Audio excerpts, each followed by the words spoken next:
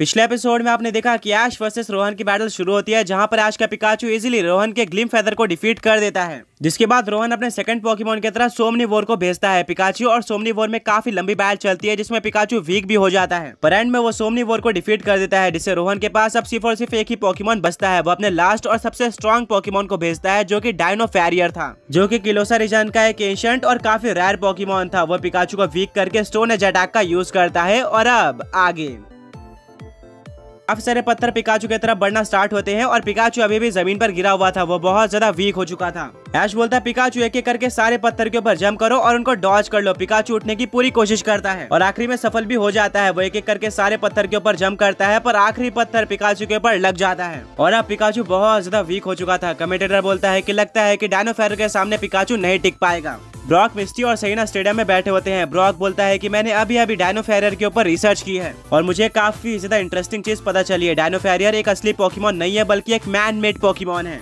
मिस्टी बोलती है क्या इससे तुम्हारा क्या मतलब है? ब्रॉक बोलता है कि हाँ बिल्कुल, म्यूटू की तरह डायनो फैरियर को इंसानों ने बनाया है और ये इंस्पायर्ड एक प्री हिस्टोरिक इंडिया में रहने वाले काफी ज्यादा स्ट्रॉन्ग पोकेमॉन से, जो कि था राजा फैरियर। एक टाइम पर ये पोकेमॉन इंडियन रीजन में राज किया करता था, बट आगे जाकर किसी रीजन के चलते ये पूरी तरह से एक्सटिंक्ट हो जाते हैं। इंडिया रीजन के साइंटिस्ट ने इनको दोबारा लाने की बहुत ज्यादा कोशिश की है और लास्ट में उन्होंने डायनो फैरियर को क्रिएट किया है, जो कि राजा फैरियर के इतना स्ट्रॉन्ग तो नहीं है, बट हाँ मिलता जुलता है। डायनो फैरियर अब मौका नहीं गंवाना चाहता था। रोहन बोलता है डायनो फैरियर चलो पिकाचू को खत्म करते हैं, अपना one of the strongest attack rock wrecker use करो। डायनो फैरियर एनर्जी इकट्ठा करना स्टार्ट कर देता है। ऐश ने इससे पहले इस अटैक के बारे में कभी भी नहीं सुना था।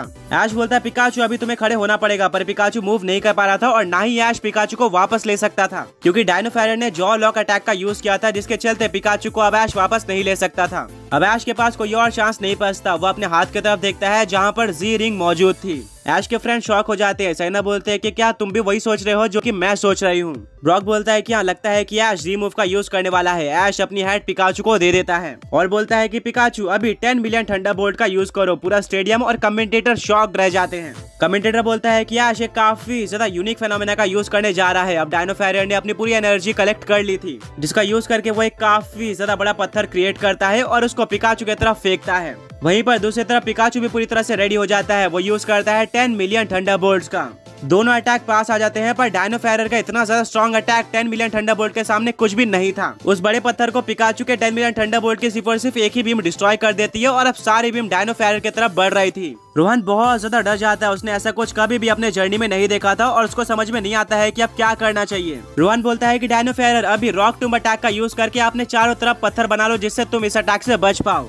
डायनो फैरियर बिल्कुल ऐसे करता है। वो अपने आप को चारों तरफ पत्थर से घेर देता है और सारी बीम्स डायनो फैरियर की तरफ आ जाती हैं। 10 मिलियन थंडरबोल्ट के बीम्स को कुछ सेकंड्स भी नहीं लगते और वो सारे पत्थर को डिस्ट्रॉय करते हुए डायनो फैरियर के ऊपर लग जाती हैं, जिससे एक बहुत ज्यादा बड़ा धमाका होता है। ये एक्सप्लोजन इतना ज्यादा बड़ा था कि ये स्टेडियम के बाहर भी चले जाता है। रोहन, ऐश, ब्रॉक, मिस्टी, सहीना, ऑडियंस और कमेंटेटर किसी को कुछ भी देखने को नहीं मिला था और सभी की सांसें थम चुकी थी। इतना कंफर्म था कि यह धुआं जल्दी नहीं जाने वाला है। रोहन सबसे पहली बार रिएक्शन देता है और वो काफी ज्यादा टेंशन में होता है कि आखिर डायनो फैरियर के साथ क्या हुआ होगा और ये पिकाचू ने कौन सा अटैक यूज किया है, जो कि उसने अपने लाइफ में कभी भी नहीं देखा था। माहौल बहुत ज्यादा टेंस होता है। सहीना बोलते हैं कि शायद यहाँ पर पिकाचू को नहीं हारना चाहिए, क्योंकि पूरा डैमेज डायनो फैरियर को पड़ा है। ब्रॉक बोलता है कि अगर तुम ऐसा सोचते हो तो बिल्कुल गलत हो, क्योंकि पिकाचू पहले से ही बहुत ज्यादा वीक हो चुका था और इतना ज्यादा स्ट्रॉन्ग अटैक यूज करने में पिकाचू को भी काफी ज्यादा एनर्जी लगी होगी और तुमने देखा ही है कि इस अटैक का इम्पैक्ट पूरे स्टेडियम पे लगा है। तो डेफिनेटली इस अटैक से सिर्फ और सिर्फ डायनो फैरियर को नहीं बल्कि पिकाचू को भी डैमेज पड़ा होगा। दोनों के हारने के इक्वल चांस है। मिस्टी और सहीना भी ब्रॉक के बात से एग्री करते हैं।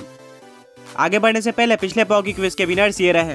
एंड आज का क्वेश्चन ये है कि पोकेमॉन एनिमे के अंदर सबसे पहला मेगा इवॉल्व होने वाला पोकेमॉन कौन सा था? लगभग 15 मिनट तक धुआं स्टेडियम में रहता है और हट नहीं रहा था, पर धीरे धीरे करके वो हटना स्टार्ट होता है। सारी ऑडियंस बहुत ज्यादा एक्साइटेड होती है रिजल्ट देखने के लिए और फाइनली पूरा धुआं हट जाता है और सरप्राइजिंगली देखने को मिलता है कि एक तरफ पिकाचू गिरा हुआ है, वहीं पर दूसरी तरफ एक बहुत ज्यादा बड़ा होल हो चुका है और उस होल के अंदर डायनो फैरियर है, जिसको देखकर ऑडियंस पूरी तरह से शॉक रह जाती है। इससे पता चलता है कि 10 मिलियन थंडरबोल्ट का इम्पैक्ट कितना ज्यादा था।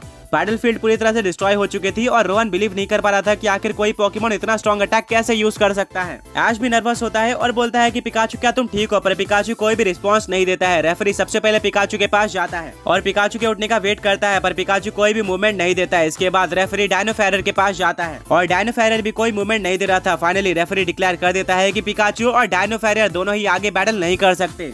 यानी कि ऐश का फर्स्ट पोकेमॉन हार चुका है, वहीं पर रोहन के तीनों पोकेमॉन हार चुके हैं, यानी कि उसके पास और कोई पोकेमॉन नहीं है बैटल करने के लिए। इसलिए इस बैटल का विनर ऐश है, जिसने सिर्फ और सिर्फ एक ही पोकेमॉन का यूज करके रोहन को डिफीट कर दिया है। ऑडियंस बहुत ज्यादा खुश हो जाती है और सेलिब्रेट करना स्टार्ट कर देती है। कमेंटेटर बोलता है कि ऐश ने एक ऐसे पोकेमॉन ट्राई को डिफीट कर दिया है जिसने फर्स्ट बैटल में सिर्फ और सिर्फ अपने डायनो फेरर का यूज करके अपोनेंट के तीनों पोकेमॉन को डिफीट कर दिया था, और इस बार ये बाजी उसके ऊपर उल्टी पड़ चुकी है, जिससे पता चलता है कि ऐश की प्रिपरेशन कितनी ज्यादा अच्छी थी। रोहन डिसअपॉइंटेड नहीं लग रहा था, वो अपना सर नीचे करता है और बोलता है कि डायनो फेरर वापस आ जाओ, तुमने आज तक बहुत ज्यादा अच्छी बैटल करी थी, पर कभी न कभी वो वक्त आना था जब तुम डिफीट हो जाओगे। हमेशा कोई ना कोई पोकेमॉन किसी से स्ट्रांग होता ही है, एंड अनफॉर्चुनेटली वो दिन आज ही था। इसमें कोई भी डाउट नहीं है कि ऐश ने बहुत ज्यादा अच्छी बैटल करी है। मुझे नहीं लगा था कि डायनो फेरर इतना ज्यादा इजीली डिफीट हो जाएगा। मैं इस मैच को लास्ट तक लेके जाना चाहता था और इसीलिए मैंने डायनो फेरर का फेनोमेना भी बचा कर रखा था, पर अचानक से ऐश अपने सीक्रेट जी मूव का यूज कर देता है, जो कि पूरी तरह से डेडली था और इससे डायनो फेरर नहीं बच पाता। वेल कोई बात नहीं, अभी भी हमारे पास जीतने का चांस है। ब्रॉक बोलता है कि ऐश वो सबसे पहला पोकेमॉन ट्रेनर बन चुका है जिसने डायनो फेरर को डिफीट किया हो। सैना बोलती है कि हाँ, बट इससे भी ज्यादा अच्छी चीज ये है कि ऐश ने किस तरह से ये बैटल जीती है, उसको अपना सेकंड पोकेमॉन यूज करने की जरूरत भी नहीं पड़ी। मिस्टी रिप्लाई करते हैं कि हाँ, तुमने बिल्कुल सही कहा। पिकाचू हर एक पोकेमॉन लीग में अपनी छाप जरूर छोड़ता है। ऐश अपने पिकाचू के पास जाता है और बोलता है कि पिकाचू क्या तुम ठीक हो, पर पिकाचू ने अपनी पूरी एनर्जी यूज कर ली थी, वो एग्जॉस्ट हो चुका था और अब मूव भी नहीं कर पा रहा था। बट हाँ, वो ऐश को ये बैटल जिताकर बहुत ज्यादा खुश होता है। सारी ऑडियंस को एक औसम मैच देखने को मिला था। रोहन ऐश के पास आता है और बोलता है कि तुम्हारे साथ बैटल करके मुझे काफी कुछ सीखने को मिला।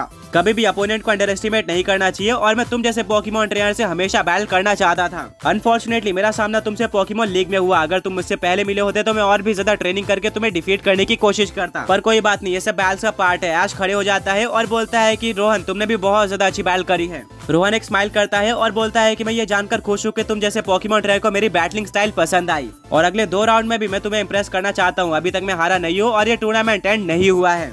ऐश बोलता है बिल्कुल। कमेंटेटर बोलता है कि ऐश ने फर्स्ट राउंड जीत लिया है और अब कुछ ही टाइम में सेकंड राउंड स्टार्ट होने जा रहा है, जो कि एक पोकेमॉन क्विज राउंड होगा, एंड इसके रूल्स बिल्कुल पिछले बार की तरह होने वाले हैं। मिस्टी, ब्रॉक और सैना बैटल फील्ड में आ जाते हैं और बोलते हैं कि ऐश हमने नहीं सोचा था कि ये बैटल इतनी ज्यादा जल्दी एंड हो जाएगी। ये सब तुम्हारे पिकाचू की वजह से हो पाया है और तुमने बिल्कुल सही टाइम पर जी मूव का यूज किया है। रोहन बोलता है कि आगे जाकर मैं फेनोमेना यूज करने वाला था, बट उससे पहले ही पिकाचू ने मुझे रोक लिया, जो कि पूरी तरह से अनएक्सपेक्टेड था। ऐश और पिकाचू स्माइल करते हैं, बट ऐश को याद आता है कि उसका पिकाचू बहुत ज्यादा वीक हो चुका है। वो भागते हुए पोकेमॉन सेंटर की तरफ जाता है। वहीं पर रोहन भी अपने इंजर्ड पोकेमॉन को लेकर पोकेमॉन सेंटर में जाता है और सभी अपने पोकेमॉन्स को हील कराते हैं।